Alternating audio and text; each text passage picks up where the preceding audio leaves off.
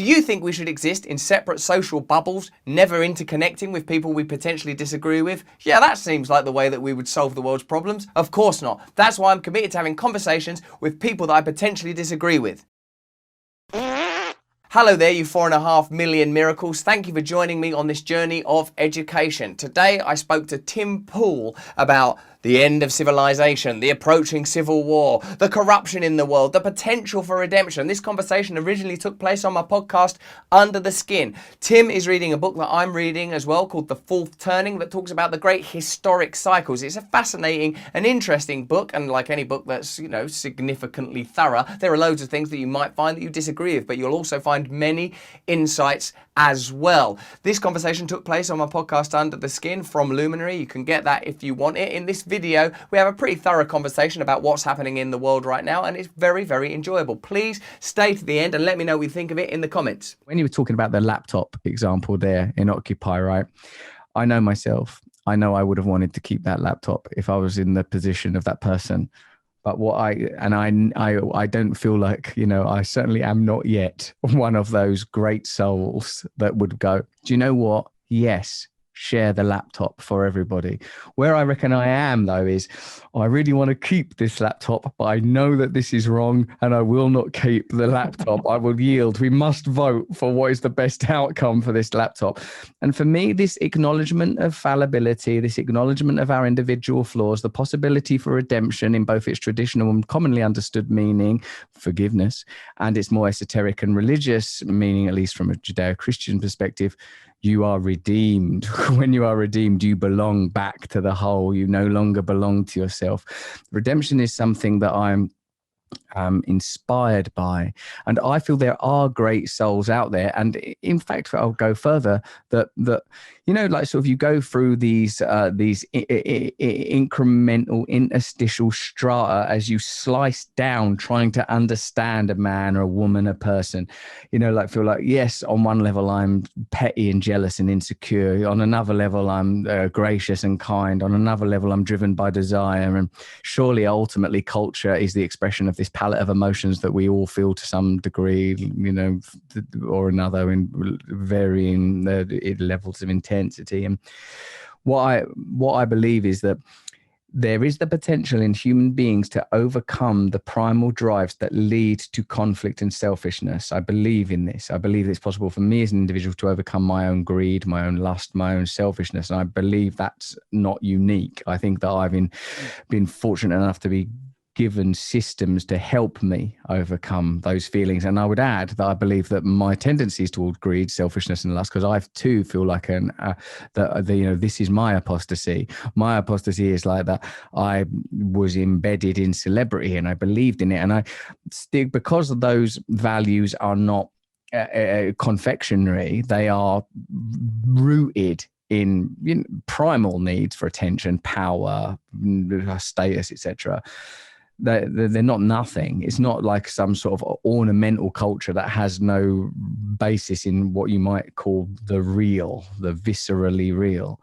They have been overcome through a combination of circumstance, failures, experience, and learning. And now I find myself in this place through a lot of it is through my sort of program of recovery, to be sort of plain and explicit, Tim, that I think it's possible to overcome selfishness and greed. And I find myself believing that people are ultimately beautiful, and when they behave badly, this malady is an expression of some kind of trauma or bad conditioning. Not that extricates people from culpability or justice and consequence or any of that stuff, but that there is at least somewhere to go. I'm not a nihilist, and I'm not a pessimist.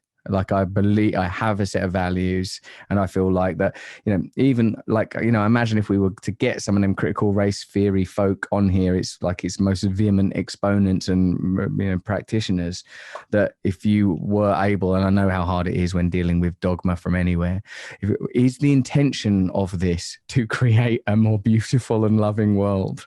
Where is the love in you? Where is this love in you? Like, I feel that we'd be able to get there, but I'm a parent and I've been shown my limitations on an almost daily basis when it comes to practicing my ideals in the field.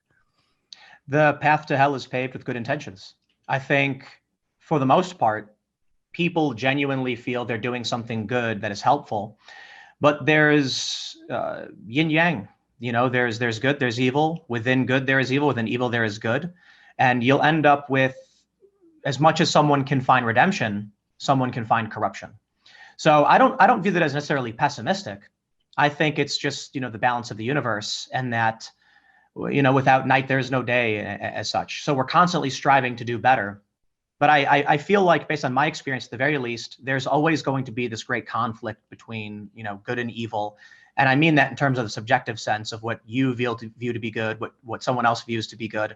The critical race theorists obviously believe they're right. The overt tribalists who form a collective and adhere to the authority structure believe they're working towards a greater good. Nobody is the villain of their own story, right? But I can tell you, I have met some people. I met someone during Occupy Wall Street. We discussed nihilism. We discussed oblivion and the heat death of the universe. And this was a brilliant individual who's a very prominent activist today. And the ultimate conclusion we had in this wonderful philosophical discussion was, well, then what really matters other than, what we decide matters? My response was, well, I suppose then I'll choose to create a positive, to the best of my abilities, something positive for people, or I'll try to strive towards something that creates comfort and love, and certainly not perfect. I am no perfect person, but try to strive towards positivity, at the very least, towards creative constructivism. And their response to me was, sure, but if nothing matters, so what? Don't you want to just watch it all burn? And they expressed to me that their goal was to shake things up, to create chaos so that life wasn't boring. Those people exist. They're not, I don't know if it's evil, it's chaotic. But I do think that as much as you can find redemption for someone else could ultimately become, I don't know, disaffected and just say, what's the point? I'll just take the money, and then you get corruption. So I wonder if, based on everything we know about the universe so far, what we think we know with the laws of thermodynamics, the golden ratio, for every action, there's an equal and opposite reaction. Is it futile to believe that we could ever conquer bad? Or do we accept that we will just strive towards this eternal battle between two great dragons, the two great wolves, and maybe that's just reality, I suppose.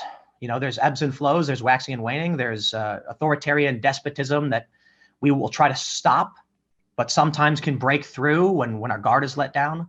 I don't want to believe that we're inherently trapped in a world where, fascists and authoritarians will keep coming to power somehow, but throughout history, we can see dictators emerge and they kill people, and then we stop them, and then we get comfortable, and then dictators emerge. So how do you convince people to pay attention when, to throw back to your point about what we've evolved to be, I don't think it's pessimistic to say, but I feel like it might not be possible. So to elaborate, we only live for so long.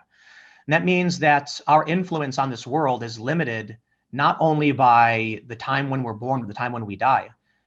By the time I was born, I was born in 1986. So who was President? Reagan, right? And then 88 was H.W. Bush, but I'm too young to remember any of that. I enter into an understanding of politics around 2000 as a young teenager with Bush v. Gore, and I still didn't understand it. I then come to adulthood during Obama, with a lot of Bush and protesting the war and stuff like that, and that shapes my perspective. And then Obama and Biden. I had a conversation with a socialist, Vosh. We've had him on the show, my show, a couple times. And when I was talking about Biden's corruption and the war in Iraq and Afghanistan, the protests against the Obama administration for the bailouts, he said, I was like 15. I have no idea what that was. He was too young. So the fact that we enter into the world already in motion means our understanding of history is going to be limited. And so I don't know if you're familiar with Strauss-Howe generational theory. They call it the four turnings, and they say that we're in the fourth turning. It's basically that every 80 years there's a great conflict that leaves a strong lesson with society that leads to prosperity. And then you go through the next generation where it starts to slow down, the next generation where it stagnates, and then finally the fourth turning is where it begins to collapse. I think that's because humans didn't evolve to live in a massive system like this and to retain knowledge of past lives. So of course we forget our history. So of course we're doomed to repeat it. I was born at a time when I was a child when the Cold War ended. I was 4 or 5 years old. I have no idea what was going on. And so I don't know the horrors of communism the same way that my friends' parents do, or my parents did from watching TV. My friends' parents actually having been in the Soviet Union and having to flee. So we're born into a world just not knowing our history. And when we try to learn it, we can't really grasp what it was like to experience those moments.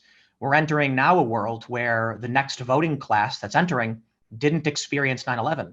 And so they don't understand a world before the Patriot Act, the lockdowns, the warrantless spying. And I feel like many of them are becoming inherently authoritarian because they don't know any world outside of authoritarianism. Mm. Well, did you enjoy that conversation? Who are you more inclined to agree with, me or Tim Pool? Are you an optimistic person? Do you believe in change? Do you think new methods and systems might emerge? Do you think that we can imagine reality into being if we connect strongly enough with ourselves? Let me know all this and more in the comments below.